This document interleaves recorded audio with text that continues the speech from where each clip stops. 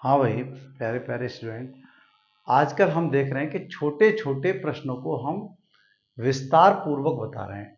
और ये वही प्रश्न हैं जो बहुविकल्पीय प्रश्न जो 20 नंबर के आते हैं, बहुत ज़्यादा इंपॉर्टेंट होते हैं। ये बात मैं कई बार आपको बता चुका हूँ। और आपको हर प्रश्न को अच्छे से उसको सीखना है कि किस तरह से इसके आंसर हो जाते हैं, कैसे हम टिक कर पाएं। तो इससे पहले भी हमने किए हैं भाई। कोशिश तो मैं ही करता हूं कि ये पूरा विस्तार पूर्वक एक शॉर्ट वीडियो में भी डाल देता हूं, ताकि आप अच्छे से वहां पता चल जाए। शॉर्ट में देख लिया कि कैसे हुआ, तो आओ भाई विस्तार वाले में देख लेते हैं। तो विस्तार वाले वीडियो भी आपको मिलते रहे हैं। और मैं एक बार में एक ही प्रश्न करा रहा हूं।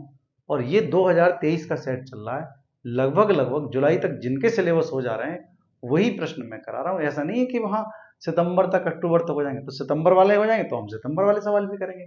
तो आपको जो सिलेबस आपके पास हो गया है वही सवाल आपको करना चाहिए, आगे वाले सवालों को नहीं करना चाहिए। ठीक है, तो आइए आज का प्रश्न देख लेते हैं। किसी वस्तु से बड़ा आभासी प्रतिबिंब बनाने वाला दर्पण है। मैंने 2 लाइन अंडरलाइन की हैं। आभासी और प्रतिबिंब कैसा हो, वो आभासी होना चाहिए, बड़ा होना चाहिए। मेन बात ये है, पता कैसे चले। आभासी वस्तु से बड़ा बड़ा तो होता है, लेकिन आभासी जहां हो जाता है वहां सीधा ही प्रतिबिंब बनता है। और अब हम ऑप्शन को पढ़ते हैं कि कैसे। देखो, समतल दर्पण में भी आभासी प्रतिबिंब बनता है, दर्पण के पीछे बनता है, हाँ, लेकिन वस्तु के बराबर बनता है। जैसे हम पेन को देखें दर्पण में, जो हमारे पास घर पे मिरर है उसकी बात कर रहा हूं, आईना है, तो हमारे बराबर ही तो प्रतिबिंब बनता है भाई। हमारा इमेज, हमारी जो बनती है उसके अंदर हमारे बराबर ही तो बनती है। ये अब छोटी बनती है, बड़ी बनती है? नहीं, बल्कि उतनी ही बड़ी बनती है जितने बड़े हम हैं।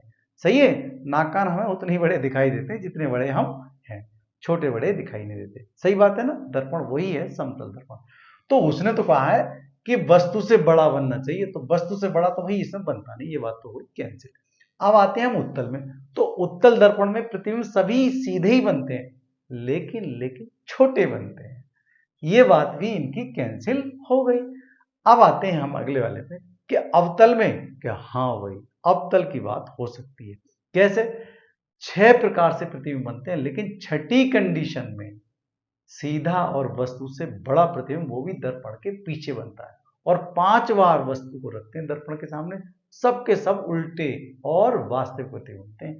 तो ये वाली बात में फंस रही है। एक लास्ट कंडीशन, कैसे चित्र बन रहा है, आओ इसको देखेंगे।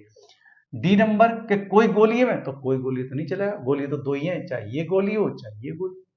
तो इसमें तो कोई नहीं, केवल इस वाले में। तो ये बात भी इनकी कैंसिल हो गई।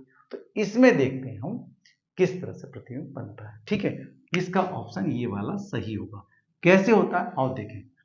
देखो, ये तो हो गया आपके पास अवतल दर्पण। और अवतल दर्पण आप जानते हैं कैसे बनता है कि बाहर अर्थात उभरे हुए पृष्ठ पर हम, ये मैं पॉलिश कर रहा हूं। किसकी पॉलिश कर रहे हैं हम?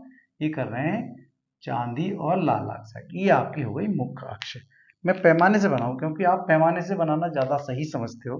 चलो बस, तो मैं बना ही लूं, क्योंकि पैमाना आप चलाओगे तो पैमाने पे ही दिक्कत हो सकती है चलाने में। ठीक है भाई, पैमाने से हम बना के दिखाते हैं आपको। ये मुख्य अक्ष है हमारी। मुख्य अक्ष के समांतर ही प्रकाशीय किरण जाएगी निकल के, इस तरह से।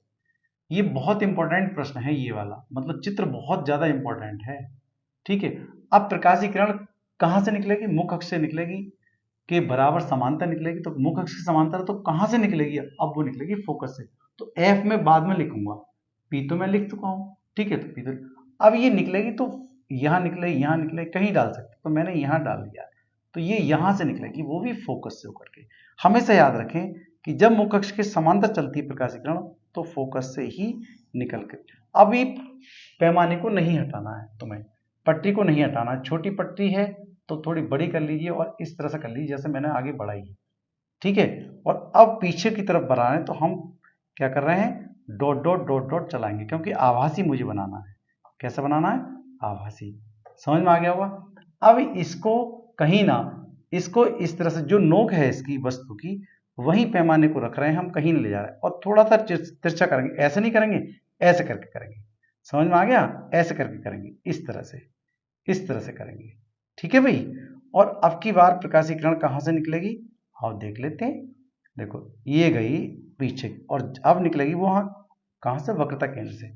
और आगे की तरफ ले जा रहे हैं, तो फिर वहां तक दर्पण तक तो चलेंगे सीधे, उसके बाद कहाँ चलेंगे, डॉट डॉट डॉट डॉट चलते रहेंगे। ये डॉट डॉट डॉट डॉट हम आगे की तरफ चलते रहेंगे। देखो ये आगे गई, ये डॉट डॉट हमारे पास हो गई है। समझ में आ गया। जहां पर ये क्रॉसिंग हुई है, क्रॉस हुआ है, वहीं पर प्रतिबिंब का निर्माण भी हो जाता है। यहां प्रतिबिंब का निर्माण हो जाएगा। और ये कैसा होगा, आभासी, इसलिए हमने इसको डॉट डॉट बनाया। ध्यान रखें, जितने प्रतिबिंब, जितनी चीजें बनेंगी, जितनी लाइनें खींचेंगी, सब डॉट डॉट खींचेगा। ये तो हो गया ए और बी वस्तु, और ये हो गया ए डैश और बी डैश वस्तु का प्रतिबिंब।